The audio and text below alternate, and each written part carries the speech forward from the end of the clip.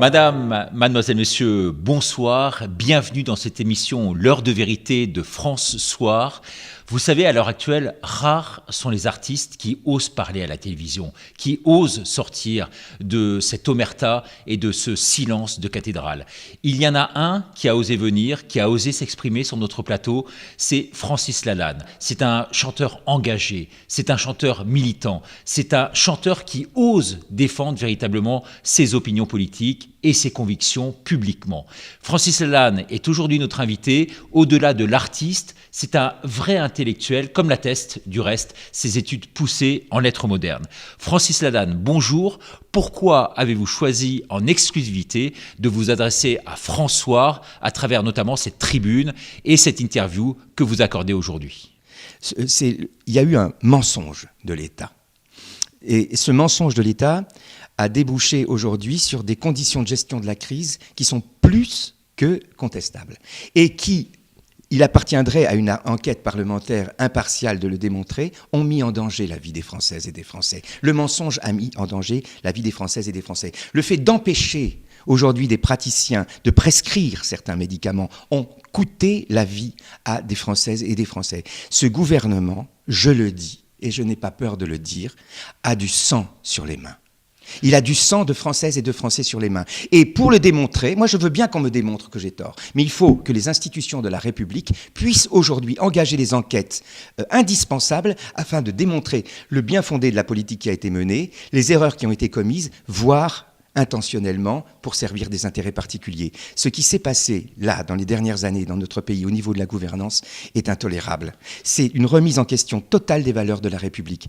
C'est le fait du prince. On est dans un pouvoir arbitraire et qui, avec la toute-puissance de sa subjectivité, en utilisant son mandat, va nous dire ce qui est bien, ce qui est mal, ce qui est bon, ce qui est pas bon, et qui va en plus se manifester de manière répressive. C'est-à-dire, aujourd'hui, tous les gens qui ont eu une voix divergente et des gens très haut niveau de compétences qui se sont exprimés aujourd'hui ont été persécutés par eux. Donc on a bien en face de nous un pouvoir totalitaire qui ne respecte plus le droit républicain, qui est en train de s'emparer insidieusement du pouvoir sans que les Français s'en aperçoivent parce qu'on agite le spectre de l'urgence sanitaire et ça n'est plus acceptable. Et c'est pour ça que moi, maintenant, j'ai lancé une pétition sur change.org demandant aux Français qui sont d'accord avec moi de me rejoindre pour demander la destitution du président de la République. Vous savez, la France a besoin d'aimer ses institutions, la France a besoin de croire en ses institutions, de croire en l'honnêteté des gens qui la dirigent. Aujourd'hui, ça n'est plus possible. Il y a eu trop de mensonges. Et d'ailleurs, si vous permettez, c'est ce mensonge qui aujourd'hui doit fournir aux députés de la République et aux sénateurs de la République un moyen de faire appliquer l'article 68. Vous vous exposez quand même terriblement. Est-ce que vous n'avez pas peur d'un certain pouvoir répressif, coercitif, de certaines mesures qui pourraient s'exercer contre vous, puisque vous appelez carrément à la destitution du chef de l'État? Ça, c'est ma première question. Et puis la seconde, je suis quand même très étonné par le fait qu'aujourd'hui, il y ait une forme de démission quand même aujourd'hui de tous les artistes que vous représentez ici sur ce plateau de François, le défi de la vérité. Les artistes ne montent pas au créneau. Les artistes même montent un mur, le mur des 200. On ne sait pas comment on peut qualifier ce mur, si vous voulez. Je n'oserais pas le qualifier outrageusement, mais on imagine le terme que je vais employer. Les 200 qui aujourd'hui disent non, aujourd'hui il faut souscrire à cette politique du gouvernement. Vous dites quoi par rapport à ça? Il y a deux questions. Je vais répondre à la première sur la peur. La peur n'efface pas le danger. La peur est la cause de tous les maux que nous subissons. Si aujourd'hui le gouvernement se conduit comme il se conduit et dans le monde entier, si les gouvernements se conduisent ainsi, c'est parce qu'ils ont réussi à créer la peur. Une peur sincère chez les gens qui, au nom de cette peur, finalement, se font manipuler, hélas, et de bonne foi, par les gouvernements qui sont en train de les entraîner vers une forme mondialisée de la dictature.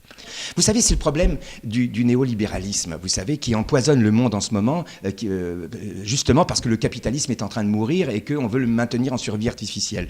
C'est quoi le problème du néolibéral, de ceux qui nous gouvernent actuellement? C'est, en gros, ça se résume en trois, avec le Covid en 3, sans le Covid en 2.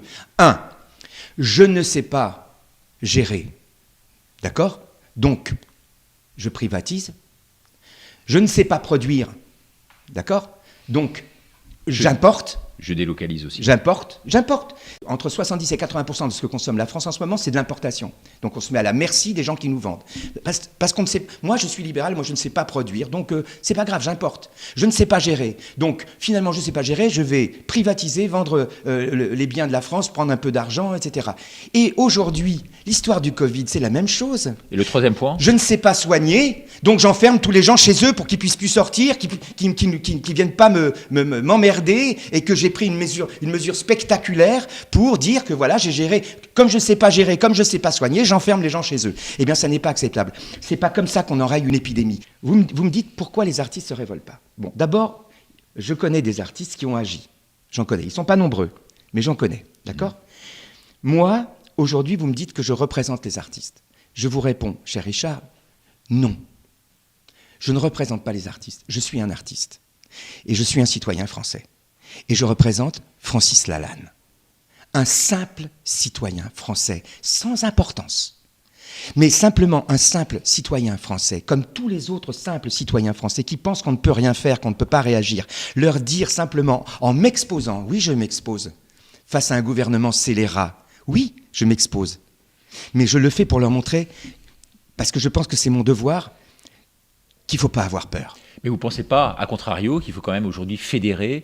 On voit beaucoup de gens de façon isolée qui viennent, qui partent un peu, je dirais, à l'aventure, qui partent en éclaireur, qui vont se faire zigouiller tôt ou tard. Est-ce que vous ne pensez pas qu'il faut créer une force commune derrière ? Alors, et qu'il y a un rôle politique pratiquement Vous parlez à quelqu'un qui, pendant 10 mois, a marché tous les samedis et a été rencontrer tous les gilets jaunes que j'ai pu rencontrer sur divers ronds-points en France. J'ai donné 1 an de ma vie à cette réunion qui a été celle des gilets jaunes. Et ça vous a coûté beaucoup, parce qu'il faut le dire, pour Fort Boyard notamment, où vous occupiez un rôle majeur, oui. Vous avez été carrément censuré, blacklisté à cause de cela, parce que vous avez porté un gilet jaune. Entre autres. Cela dit, vous voyez, donc je n'ai pas eu peur, et je n'ai toujours pas peur. Parce que je pense que c'est notre devoir à chaque citoyen, qu'on soit artiste ou pas artiste, de ne pas avoir peur et de s'engager pour défendre les valeurs de notre République et pour défendre la nation. Voilà. Contre ceux qui veulent s'emparer du bien public. Le gouvernement actuel, c'est comme si la puissance publique voulait s'emparer du bien public. Il faut que ça s'arrête. Aujourd'hui, moi, ce que j'ai vu dans la rue, ce que j'ai vécu avec les Gilets jaunes, ça n'est pas la France. Et moi, je vous assure, la France, elle a besoin d'aimer sa police. Et moi, je pense que la police, aujourd'hui, elle est victime, comme les citoyens français, d'un abus de pouvoir caractérisé aujourd'hui. Et cet abus de pouvoir, il faut pouvoir le démontrer si j'ai tort. Okay ? Pourquoi aujourd'hui des employés du peuple, que sont les ministres, que sont le président, que sont tous ces gens-là, pourquoi ne devraient-ils pas rendre des comptes au peuple ? Il faut qu'il y ait une enquête parlementaire qui s'interroge sur le bien fondé des mesures qui ont été prises par ce gouvernement depuis le début de la crise. Et cette enquête parlementaire démontrera, 1, qu'il y a eu un mensonge, qu'il y a eu des mensonges répétés, que ces mensonges ont mis en danger la vie des Français, et que par la suite, il y a eu des interdictions de prescrire faites à des médecins, et que ces interdictions ont mis également en danger la santé des Français. Et cette chaîne des mensonges doit permettre aux députés et aux sénateurs qui le voudraient de déclencher l'article 68 et de se déclencher en Oui, mais vous parlez cours. Des députés et des sénateurs, mais aujourd'hui les députés et les sénateurs sont dans le rang. Pourquoi ? Parce que le président a créé les conditions pour faire en sorte qu'ils soient quasiment réélus. Et ces députés et ces sénateurs aujourd'hui ne vont pas à l'encontre de cette pensée-là. Alors pour l'instant, ça c'est le premier point. Pour l'instant, oui, mais je pense le contraire. Je pense qu'aujourd'hui, même les députés de La République En Marche, ils vont dire quoi quand ils vont se présenter aux prochaines élections législatives ? Ce type est en train de les tuer. Ils vont dire quoi ? On représente ce gars qui a plongé la France dans le chaos ? Non, il faut que eux aussi, ceux de En Marche, démontrent qu'ils ne sont pas au service d'un blanc-bec qui se prend pour le chef du monde. Ils le prennent pour Napoléon, mais Napoléon est en train de devenir Bonaparte. Voilà, mais il aurait fallu mettre Napoléon en prison. Vous savez, vous connaissez cette histoire de Bodin, l'ami de Victor Hugo, qui, au moment où Victor Hugo s'engage avec les députés qui refusent le coup d'État de Napoléon III, il va sur une barricade pour dire aux gens, un peu comme je fais là, vous laissez pas faire, révoltez-vous. Et il y a un ouvrier qui passe comme ça, et qui lui dit, ouais, mais toi, t'es député, tu touches 25 francs, toi, tu te bats pour tes 25 francs, tu te bats pas pour moi, ok ? Et Bodin lui dit, tu veux voir comment on meurt pour 25 francs ? Et là, Bodin monte sur la barricade, prend le drapeau français et dit « À bas le tyran !» Et là, la garde de Napoléon III qui est en face, tire sur lui et le tue. Victor Hugo n'a jamais pardonné la mort de son ami. Ok, mais ce député, il a montré l'exemple de ce que doit être un député. D'après vous, il faut se sacrifier aujourd'hui véritablement ? Aujourd'hui, un député à l'Assemblée nationale, qu'il soit de la majorité ou pas de la majorité, doit constater que les valeurs de la République sont mises à mal par quelqu'un qui veut régner comme un tyran, et par loyauté envers les électeurs qui sont aujourd'hui des députés, ils doivent aller dans le sens des députés qui se lèveront pour réclamer que les deux assemblées se constituent en haute cour et pour mettre en place les mesures autorisées par la Constitution au terme de l'article 68. Dans cette tribune de François que j'invite nos téléspectateurs à lire, vous dénoncez à la fois un pouvoir arbitraire, un pouvoir inégalitaire et un pouvoir discriminant. Sur le pouvoir arbitraire, ça vous en avez suffisamment parlé. Sur le pouvoir inégalitaire, vous pensez qu'il y a véritablement une inégalité aujourd'hui de traitement ? Oui, il y a une rupture d'égalité quand on considère par exemple qu'une queue devant un fromager, c'est pas contagieux, mais qu'une queue devant un théâtre, c'est contagieux. Ok, discriminant maintenant ? C'est discriminatoire aujourd'hui de décréter, par exemple, que les restaurateurs n'ont pas le droit de travailler, mais que, par exemple, M. Arnaud a le droit d'organiser un concert aux Galeries Lafayette. Donc aujourd'hui, on est vraiment dans une situation de non-droit, une situation sans retour. On n'est plus dans un état de droit. L'état de droit, c'est l'État qui respecte son droit. L'État fait le droit et l'État doit respecter le droit qu'il fait. Si l'État ne respecte plus le droit qu'il fait, nous ne sommes plus dans un état de droit. Si les pouvoirs ne sont pas séparés, s'ils sont confondus par une même personne, eh bien, on n'est plus en République. Si on porte atteinte à la liberté, aux libertés fondamentales, si on porte atteinte, comme ils veulent le faire maintenant, à la propriété, si on porte atteinte à la sûreté en demandant à la police de tirer sur les gens qu'ils doivent protéger, on n'est plus dans la République. Et donc, le peuple doit exercer son droit et son devoir constitutionnel de résistance à l'oppression. On n'est plus dans un état de droit, on est dans un état oppressif, totalitaire, géré par des gens qui aujourd'hui font œuvre de tyrannie. C'est vrai que les restaurants, les clubs, les bars, les théâtres, les concerts, les cinés, tout ça représente une masse, je crois, de près de 600 000 personnes. 600 000 personnes sont touchées aujourd'hui par ça en France, perdent leur emploi, n'ont plus rien quasiment pour vivre, dans une situation de détresse incroyable.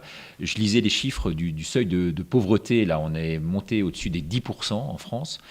C'est vrai qu'on ne peut pas continuer comme ça décemment, et pourtant le peuple accepte. Le soir à 18h, tout le monde est chez soi. Non, je pense que le peuple, pour l'instant, les gens sont comment dire, ils sont en train de prendre conscience de ce qui se passe. Ils sont sidérés avant tout. Il y a une sidération, et vous savez, on n'est pas... Mais une acceptation aussi.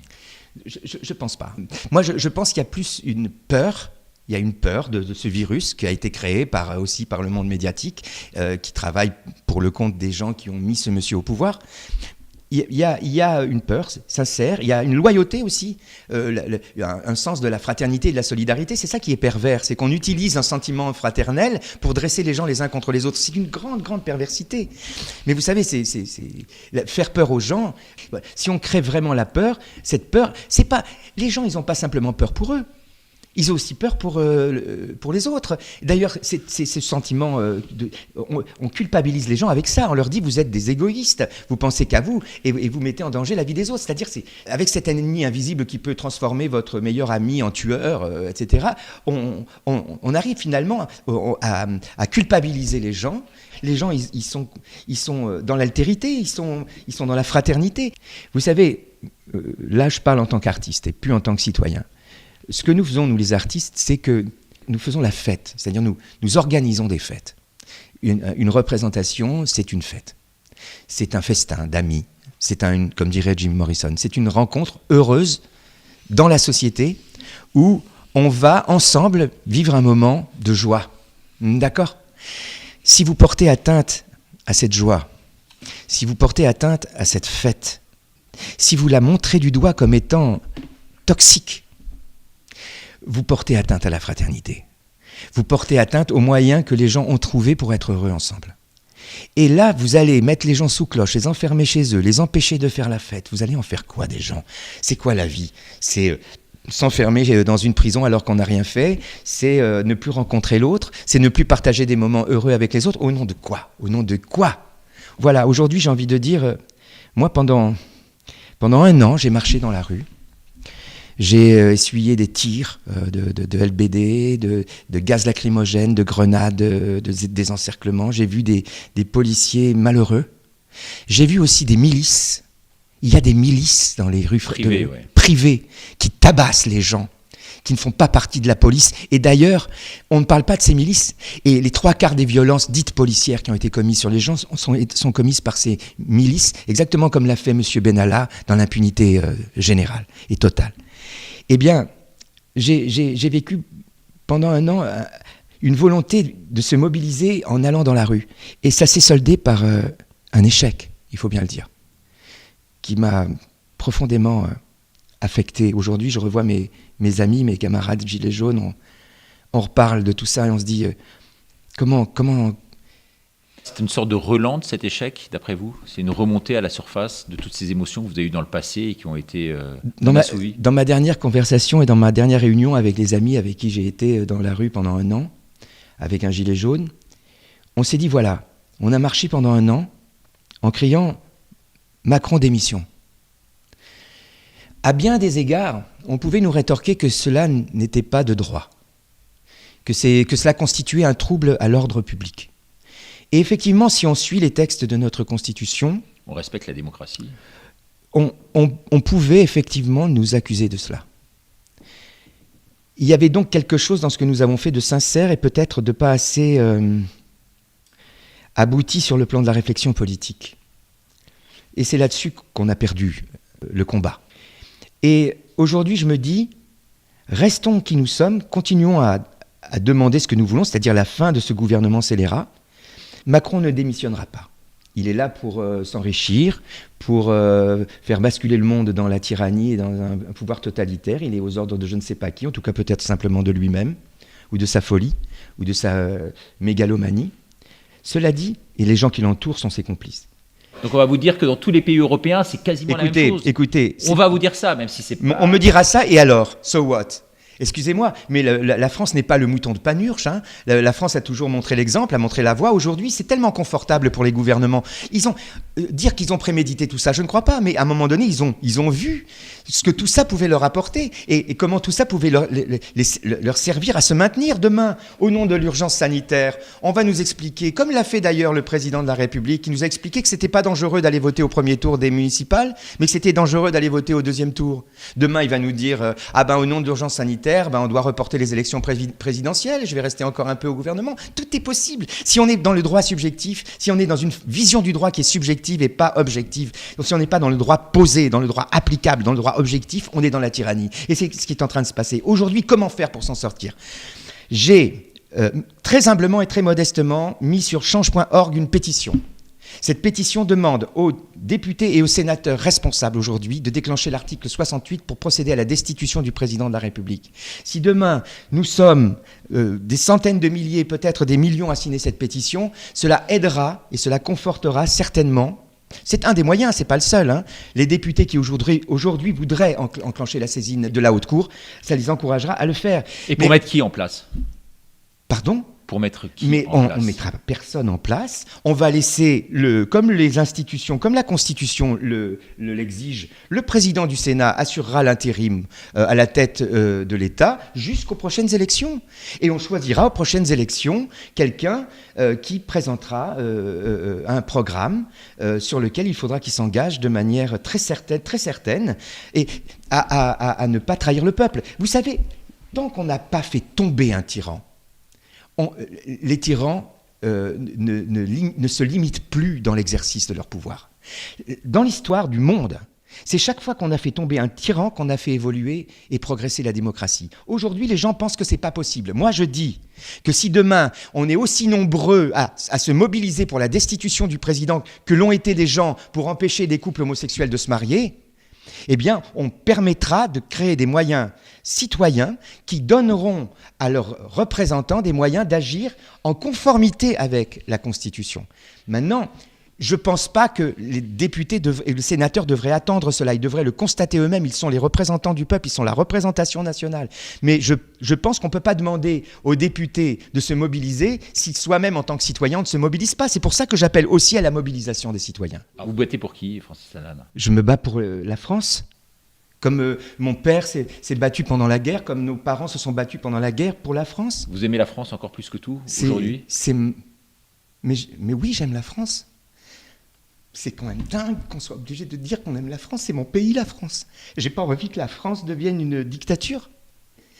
Mon père s'est battu pour la liberté, pour qu'on ait des droits, mais mon grand-père s'est battu pour qu'on ait des droits.